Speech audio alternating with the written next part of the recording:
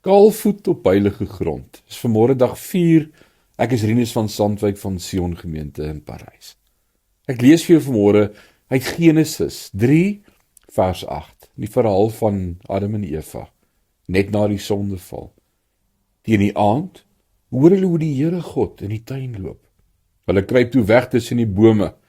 Die Here God het toe na die mens geroep. Waar is jy? Hier sien ons die mens wat vir die eerste keer teen God sondig, nadat deur die duiwel versoek is.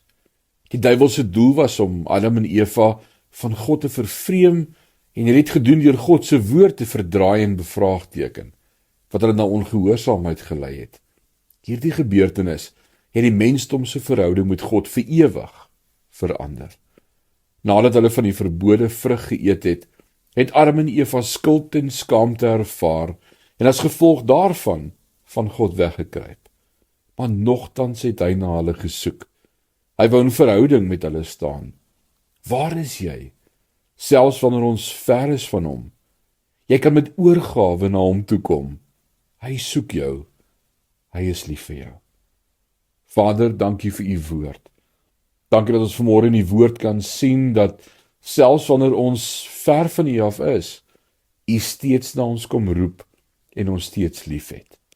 Dankie dat ons in hierdie dag u stem kan hoor wat na ons roep en ons wil kom en reageer en sê, Here, hier is ons. Dankie dat u ons seën in hierdie dag. Ons eer u daarvoor in Jesus naam. Amen.